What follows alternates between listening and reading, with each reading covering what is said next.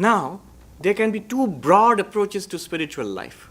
Even in the religions of the world, you see these two broad approaches. One is a that-centered approach to religion and spiritual life, God-centered. And another one is a thou, the inquiry into the self.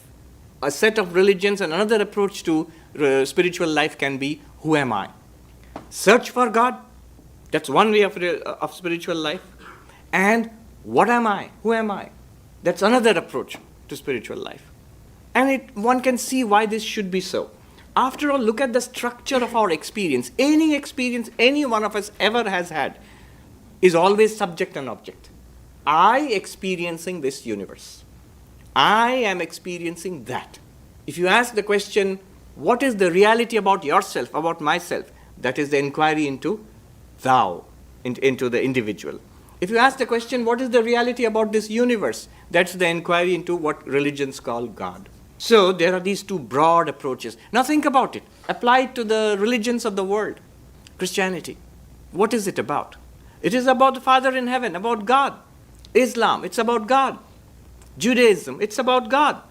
In fact, all the Abrahamic religions are God-centered, theistic religions. And that's why one problem in the West has been, because this is the only kind of religion that the West has been used to, they find it very confusing. Here people find something like Buddhism very confusing. How can you have a religion without God? Whereas in India it's no problem at all. For thousands of years, Buddhism has been there for 2,500 years, Jainism even before that. Buddhism, Jainism, even some of the schools of Hinduism, Sankhya.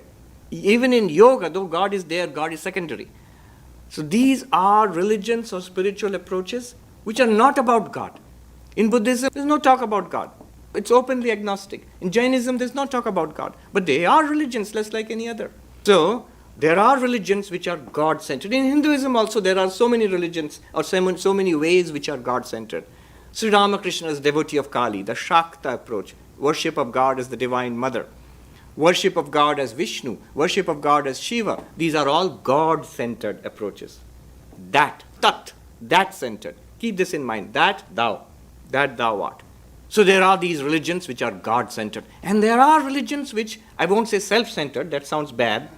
I'll say there are religions which are self-inquiry based on self-inquiry into what am I. Buddhism, Sankhya, Yoga.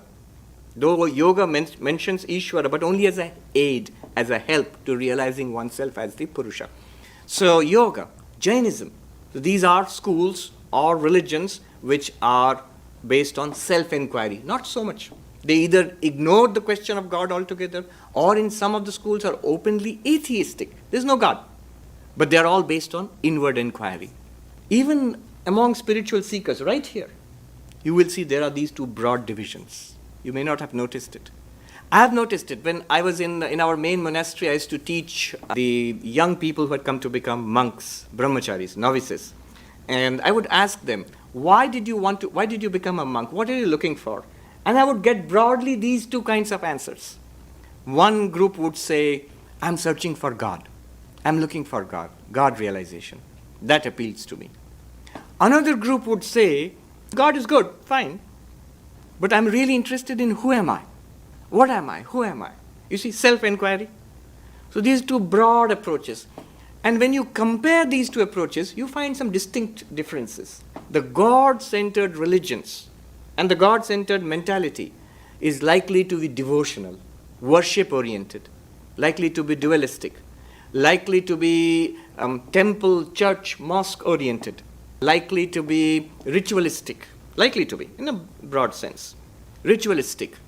And lots of worship and food and celebrations, joyous. And in contrast, you will find the self-inquiry based religions, they tend to be more monastic in nature. Think about Buddhism. They tend to be more of an inquiry, meditative, rather than devotional. They tend to be a little more intellectual based. They tend to be more meditation hall oriented rather than temple oriented. Think of a Buddhist or a Jaina center, right? Both of these have their advantages and disadvantages. Bear with me. It is leading somewhere. We are still with the question, what is Vedanta? But you'll see where it is leading.